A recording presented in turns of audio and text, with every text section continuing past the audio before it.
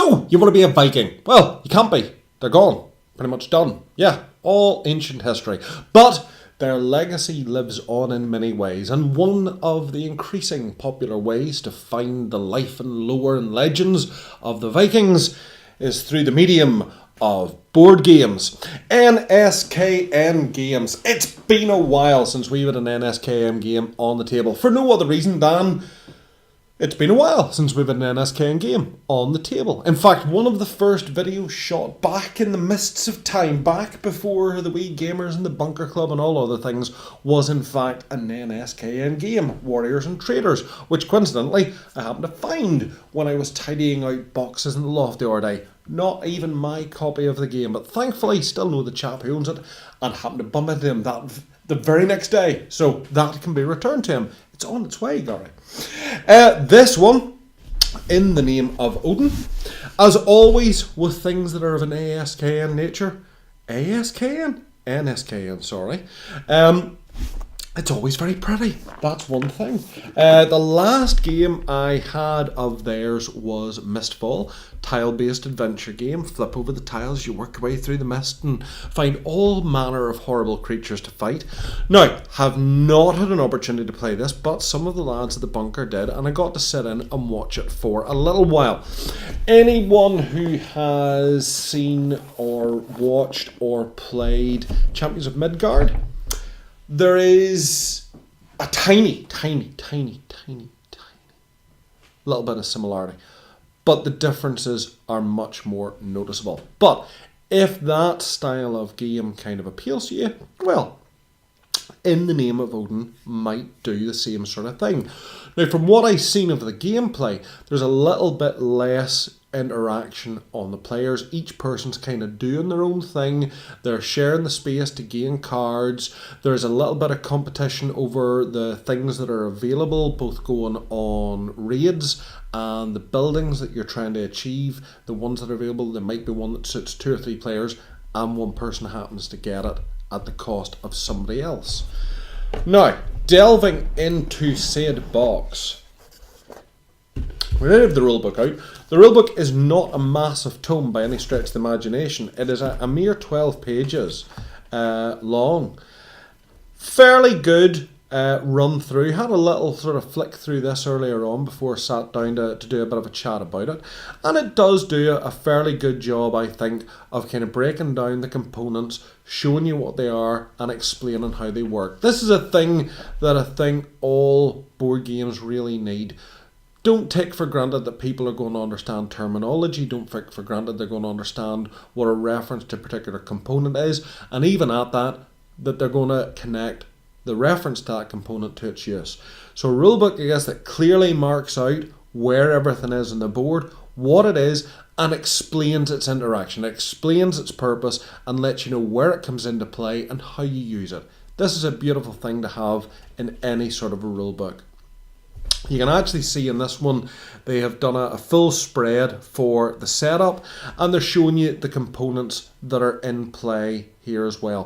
One of the things that you'll be trying to get, as well as your own player board, where you'll be trying to collect buildings and complete your village, because you're vying to become the most successful of the Viking chieftains and therefore become the new Jarl and the chosen of Odin. To help you in this end, you can recruit the assistance of red warriors, black traders, and blue, I was going to say fishermen, it's not fishermen, naval officers. What's the proper term? What do they call them? Sailors. How could I forget a word like sailor? Sailors, yes, there we go, Andre. That's today's word for the day. You'll have a couple of phases. You'll have action cards that allow you to gain resources and things to take to do the raids. The raids have different challenges. Game length is variable in this, depending on the types of raids you go for and the setup that you choose to select for the game. But anyway, I was on the rulebook, kind of going off on all sorts of tangents there. So yeah, just like the fact that it does flow through very sensibly, walks you through, and there's little bubbles here. And these are sort of little call-outs of extra pointers and reminders about particular rules or how certain things can be used in the game as well. Particularly helpful to go through your first game with as well. Certainly our guys didn't really seem to come to any difficulties when they were playing at the rulebook. They said made complete sense to their experience, and by the end of the first round everyone was quite comfortable with what they were doing. The only negative side that they had, and our guys would be quite used to playing a lot of very heavily competitive games with a lot of interaction, and they did find that In the Name of Odin didn't really have the same level of competition for things and player interaction as they were used to in other games. So a slightly slower pace of game in that regard was sort of their overall feedback, but they liked the appearance of it, they liked the components, and they liked what the game was trying to do. Different frame of mind maybe for wanting to play that over something that's a more heavily competitive game. So that's something maybe to bear in mind as well. So there we go. Nice, clear, succinct, straightforward. Then we're through into the components. Now, the player boards, these are heavy duty, I was going to say glossy paper, it's lightweight card, but heavy duty. The artwork is on the back there, and on the front we have the areas where you're going to build your village settlements, your key buildings, and then where you're going to keep your crews and your longship items and whatnot as well. So all the boards are the same.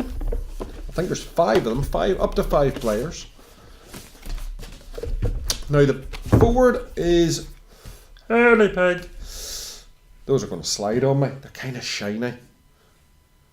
That'll stop and sticking to them. Wipe dry or wipe clean. Yeah, you can afford to have a drink. You'll have to excuse the slightly scattered contents. This is a played copy after all, but only played a couple of times, so it's still got that new box smell as the board disappears off camera.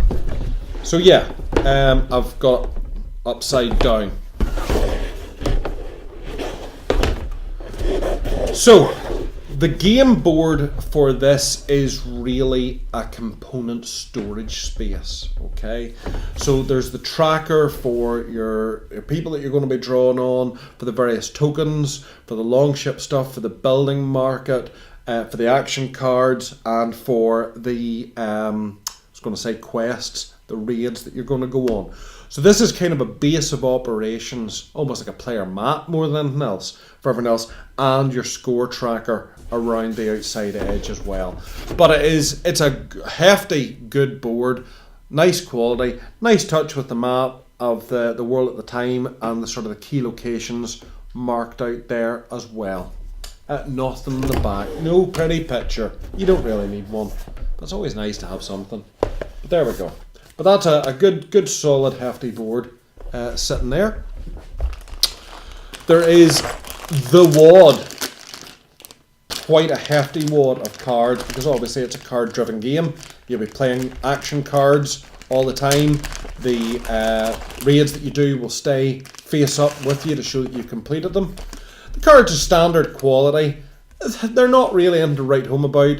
Nice wood grain or wood carving effect on them. It's maybe slightly lost because of that high gloss that's on the cards, but I think that is going to pretty much safeguard the cards against staining and marks as well.